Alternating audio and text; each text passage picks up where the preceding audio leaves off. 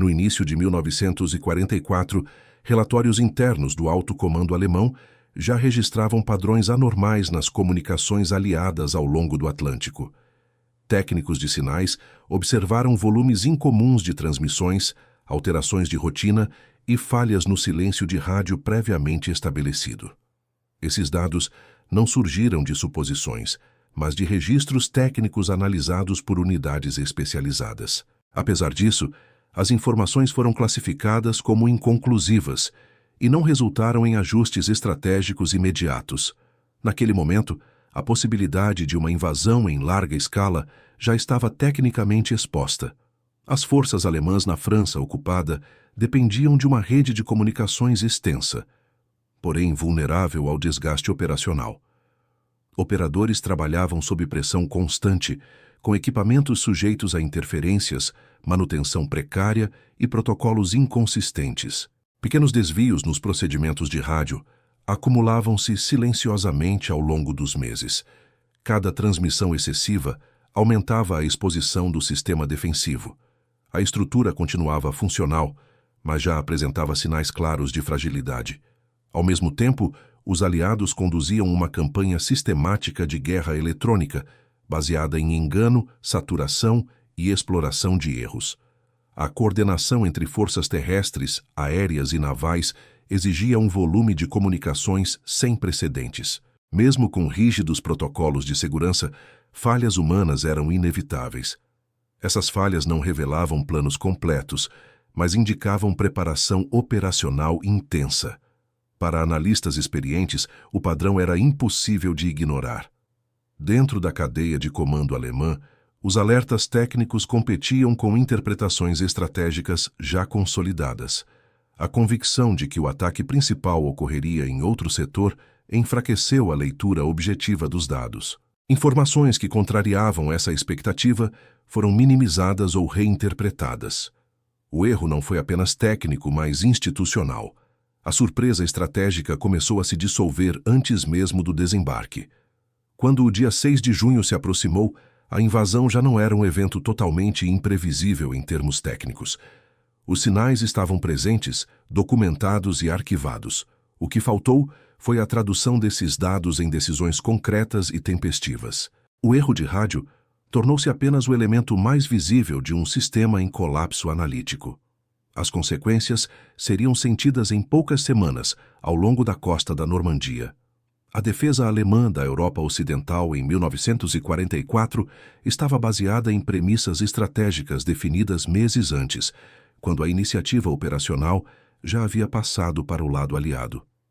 O sistema defensivo do Atlântico foi concebido para resistir a um ataque frontal, concentrado e previsível. Essa concepção influenciou diretamente a forma como informações técnicas eram avaliadas e priorizadas.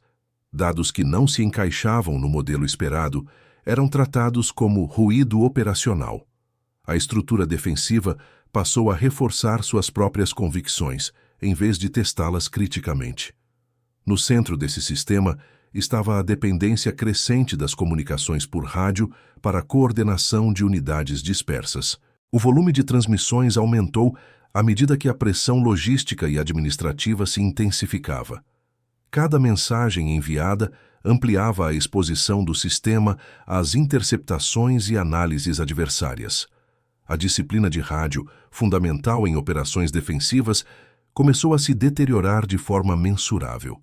Relatórios técnicos registraram esse desgaste, mas não houve correções estruturais. As unidades de interceptação alemãs continuavam tecnicamente competentes, mas operavam sob limitações crescentes. Falta de pessoal experiente, equipamentos sobrecarregados e excesso de informações reduziram a capacidade analítica.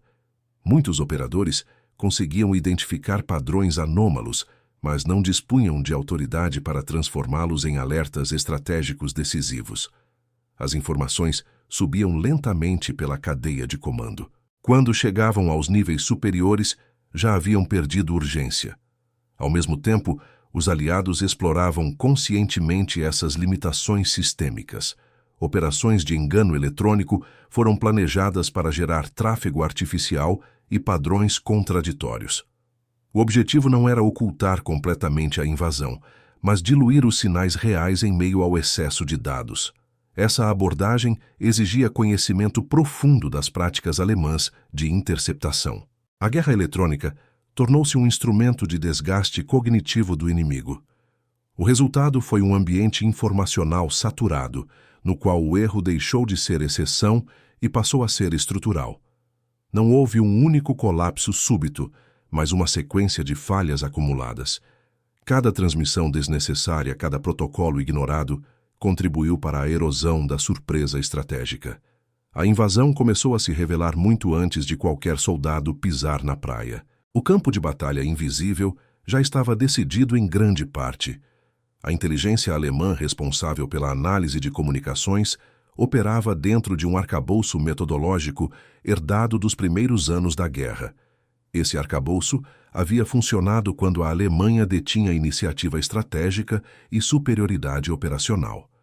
Em 1944, porém, o contexto havia mudado de forma decisiva. A quantidade de sinais a serem processados superava a capacidade real de interpretação. O método permanecia o mesmo, mas o ambiente informacional já era outro.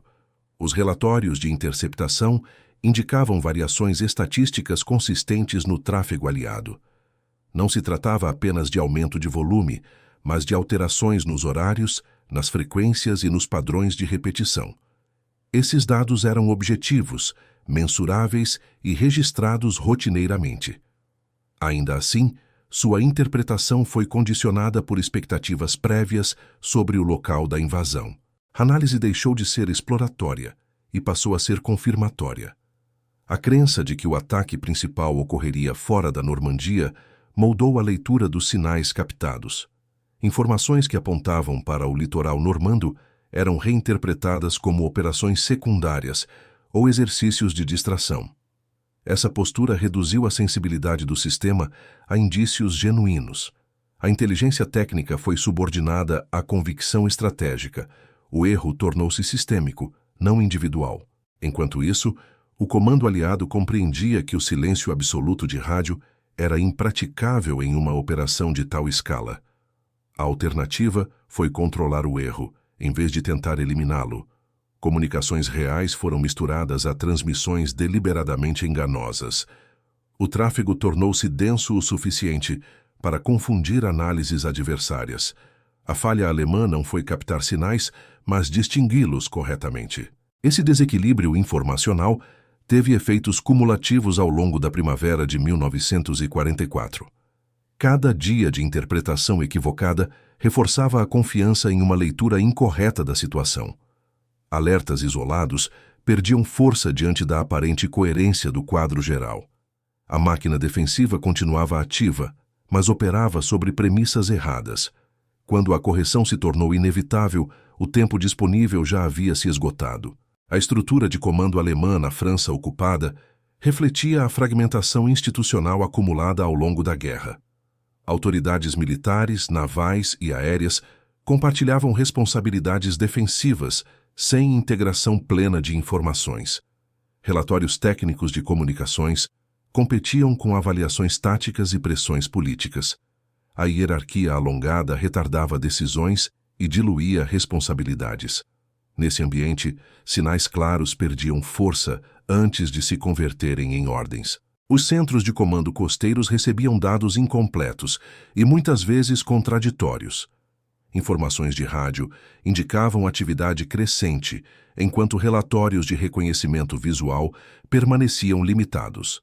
A dependência excessiva de confirmação visual atrasava respostas preventivas. A inteligência de sinais, embora tecnicamente robusta, não era decisiva por si só. O sistema exigia convergência de fontes que raramente ocorria a tempo. A disciplina de rádio, elemento crítico da defesa, continuou a se degradar à medida que a tensão aumentava. Unidades transmitiam mais do que o necessário para compensar falhas de coordenação. Cada ajuste improvisado gerava novas transmissões e ampliava a exposição. O efeito foi um ciclo de dependência crescente do rádio. A própria tentativa de controle agravava a vulnerabilidade do sistema. Em paralelo, os aliados intensificaram operações de engano que exploravam essas rotinas previsíveis. Mensagens falsas eram inseridas em janelas horárias específicas, compatíveis com expectativas alemãs. O objetivo era confirmar leituras pré-existentes, não desafiá-las. A eficácia dessa abordagem residia na compreensão profunda do processo decisório inimigo. O engano funcionou porque reforçou convicções já estabelecidas. Ao final de maio de 1944, a estrutura defensiva alemã operava com uma falsa sensação de coerência. Os dados pareciam consistentes, mas apenas porque eram filtrados por premissas incorretas. O erro de rádio deixou de ser um evento isolado e tornou-se um sintoma. A invasão já estava tecnicamente anunciada, mas estrategicamente negada.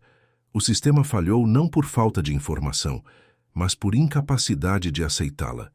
À medida que junho de 1944 se aproximava, a discrepância entre os dados técnicos e as decisões estratégicas tornou-se cada vez mais evidente. Unidades de interceptação continuavam a registrar padrões anômalos, agora com maior frequência e regularidade. O volume de transmissões aliado atingiu níveis sem precedentes incompatíveis com operações de rotina. Mesmo assim, esses indicadores foram enquadrados dentro de hipóteses já aceitas pelo comando. A realidade operacional era ajustada para caber no modelo estratégico existente. A centralização excessiva das decisões agravou esse processo de distorção. Autorizações para redistribuição de forças ou alteração de planos defensivos exigiam validação em níveis superiores. Esse mecanismo retardava qualquer resposta que contrariasse as diretrizes previamente estabelecidas. Informações técnicas perdiam valor à medida que subiam na hierarquia. O tempo, elemento crítico, era consumido pelo próprio processo decisório. O sistema defensivo costeiro dependia da capacidade de reagir rapidamente a sinais iniciais de ataque. Essa reação exigia mobilidade, coordenação e clareza de comando. No entanto, a leitura equivocada do ambiente informacional levou à dispersão de recursos. Forças permaneciam posicionadas longe do setor mais ameaçado. A defesa tornou-se rígida em um momento que exigia flexibilidade. Enquanto isso, a campanha aliada de engano continuava a operar com precisão metodológica. Transmissões falsas eram reduzidas gradualmente, enquanto comunicações reais se intensificavam em setores específicos. Esse ajuste fino visava preparar o ambiente informacional imediatamente antes do desembarque. O objetivo era manter a ambiguidade até o último momento possível. A fronteira entre engano e realidade tornou-se deliberadamente difusa. Quando os últimos dias de maio se encerraram, a oportunidade de correção estratégica já havia sido perdida. Os sinais estavam presentes, os registros existiam e os alertas haviam sido emitidos. O que faltou foi a disposição institucional para revisitar premissas fundamentais. O erro de rádio consolidou-se como prova documental de um sistema que falhou em interpretar a própria informação. A invasão aproximava-se de um sistema defensivo tecnicamente informado, porém estrategicamente cego. Na transição entre maio e junho de 1944, a estrutura defensiva alemã encontrava-se formalmente em estado de alerta elevado, mas operava com prioridades desalinhadas. Ordens de prontidão coexistiam com a convicção de que o ataque principal ainda não era iminente naquele setor. Essa contradição permeava todos os níveis da defesa costeira. A preparação existia, mas estava orientada para um cenário diferente do real. O sistema estava ativo, porém mal direcionado. As comunicações por rádio refletiam essa ambiguidade operacional. Unidades costeiras transmitiam solicitações de esclarecimento, relatórios de atividade naval distante e ajustes logísticos de rotina. O aumento do tráfego não resultava em síntese estratégica clara. Cada comando local interpretava os sinais à luz de instruções superiores já estabelecidas. A ausência de uma reavaliação centralizada manteve o erro em curso. No campo da guerra eletrônica, os aliados reduziram progressivamente o ruído artificial, preservando apenas o necessário para sustentar a leitura alemã equivocada. Esse refinamento exigia coordenação precisa entre diferentes comandos aliados. O objetivo era não provocar um alerta tardio que levasse a uma redistribuição emergencial de forças. O sucesso dessa fase dependia diretamente da previsibilidade do processo decisório alemão. Essa previsibilidade foi confirmada pelos próprios relatórios interceptados. A dependência alemã de autorizações superiores retardou qualquer iniciativa corretiva local. Mesmo quando comandantes de setor demonstraram preocupação com determinados indicadores, suas ações ficaram limitadas. A estrutura de comando não incentivava desvios de diretriz sem confirmação explícita. O tempo disponível para a reação continuou a se reduzir. O erro já consolidado tornava-se irreversível. Na véspera da invasão, a situação informacional era paradoxalmente clara e confusa ao mesmo tempo. Os dados apontavam para uma operação de grande escala, mas o local continuava sendo interpretado de forma incorreta. A falha não estava na ausência de sinais, mas na incapacidade de romper com a narrativa estratégica dominante. O erro de rádio já havia cumprido seu papel histórico. A invasão estava prestes a ocorrer diante de uma defesa preparada para o lugar errado. Nas primeiras horas de junho de 1944, o sistema defensivo alemão entrou em um estado de tensão operacional contínua. Alertas parciais eram emitidos com base em contatos isolados e transmissões fragmentadas. A ausência de um quadro unificado impedia a compreensão imediata da magnitude do que se aproximava. Cada setor reagia de forma limitada e defensiva. A coordenação geral permanecia comprometida. As comunicações de rádio tornaram-se mais intensas à medida que informações contraditórias chegavam simultaneamente. Relatos de atividades aéreas, navais e paraquedistas começaram a surgir em pontos distintos. A multiplicidade de fontes confundia a leitura estratégica. O sistema não conseguia distinguir entre ações de engano e operações reais. O erro inicial ampliava seus efeitos em cadeia. A resposta alemã foi marcada por atrasos críticos na mobilização de reservas. Unidades blindadas permaneciam aguardando autorizações formais para deslocamento. A centralização decisória, já problemática, mostrou-se paralisante sob pressão extrema. Cada hora perdida reduzia drasticamente a capacidade de contenção. O tempo passou a trabalhar exclusivamente a favor dos aliados. Do ponto de vista da guerra eletrônica, o colapso era evidente. As transmissões alemãs aumentaram exponencialmente, expondo ainda mais o sistema às interceptações aliadas. O controle da informação foi definitivamente perdido. A tentativa de recuperar a iniciativa por meio do rádio apenas aprofundou a desorganização. O campo informacional tornou-se caótico. Quando as primeiras confirmações visuais do desembarque começaram a chegar, a surpresa estratégica já havia se materializado.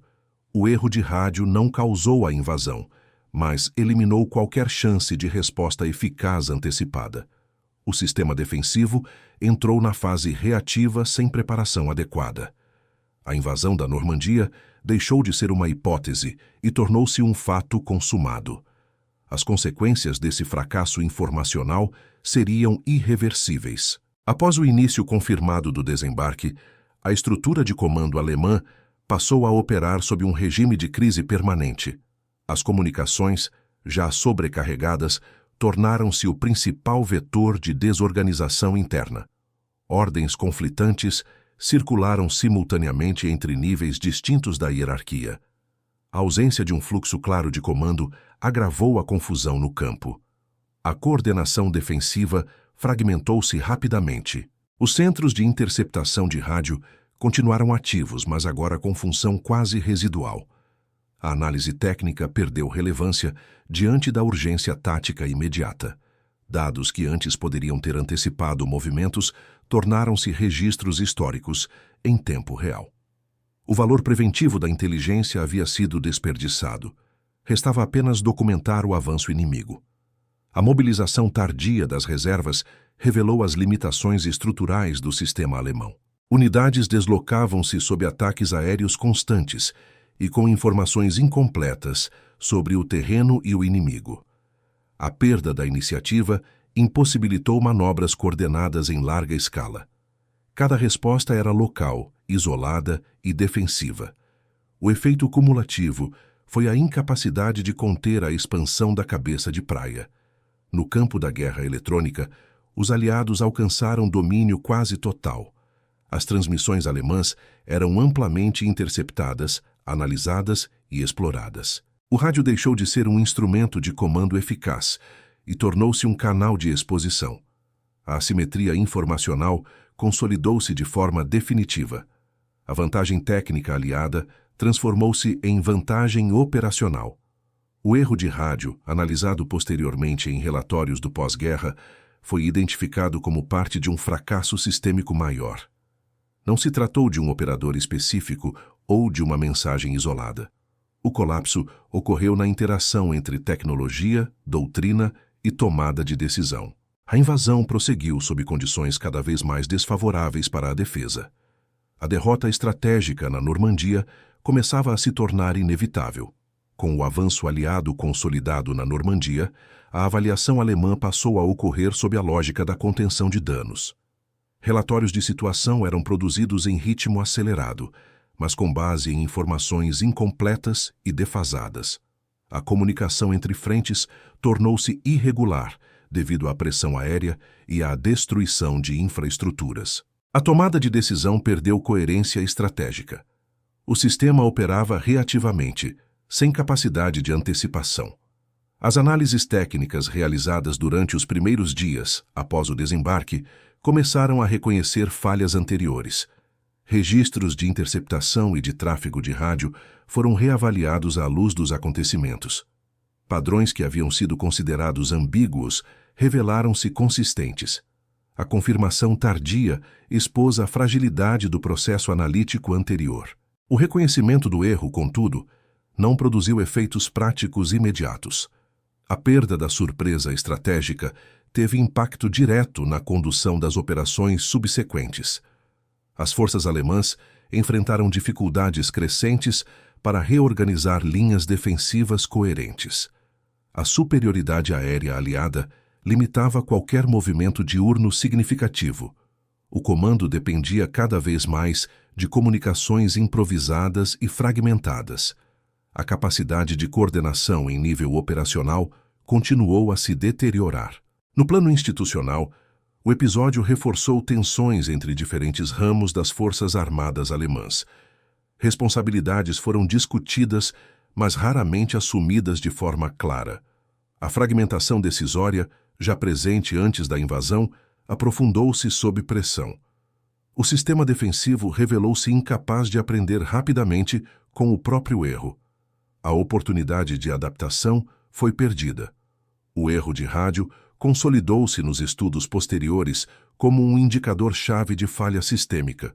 Ele não foi a causa única da derrota, mas evidenciou a incapacidade de transformar informação em ação eficaz.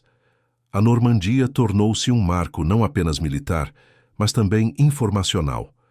A guerra moderna mostrou que dados ignorados podem ser tão decisivos quanto forças mal empregadas.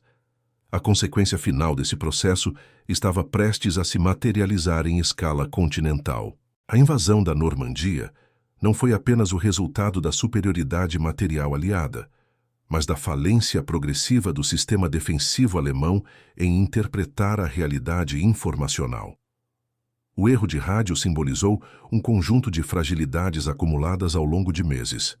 Dados técnicos existiam, eram mensuráveis e estavam registrados em relatórios oficiais.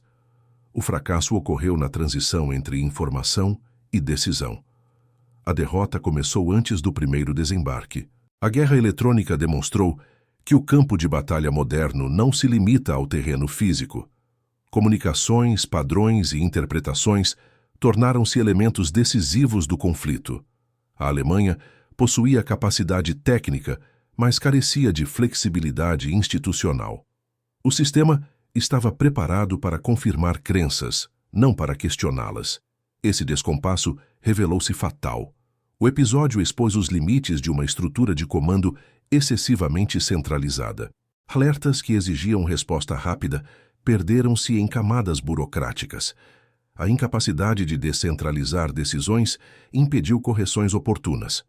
O tempo, fator crítico, foi desperdiçado de forma irreversível. Quando a realidade se impôs, a iniciativa já havia sido perdida. Nos estudos do pós-guerra, a Normandia passou a ser analisada também como um fracasso informacional. O erro de rádio não foi um acidente isolado, mas um sintoma de um sistema que ignorou seus próprios sinais de alerta. A lição central não está na tecnologia em si, mas na forma como ela é integrada à tomada de decisão. Informação sem ação transforma-se em vulnerabilidade. A maior invasão da história foi revelada não por um ato heróico ou por uma falha espetacular, mas pela incapacidade de reconhecer o significado do que já estava sendo ouvido. A derrota alemã começou no silêncio mal interpretado e nas transmissões ignoradas. A Normandia marcou o início do fim na frente ocidental. O erro de rádio permanece como evidência documental de que, na guerra moderna, ouvir não basta. É preciso compreender.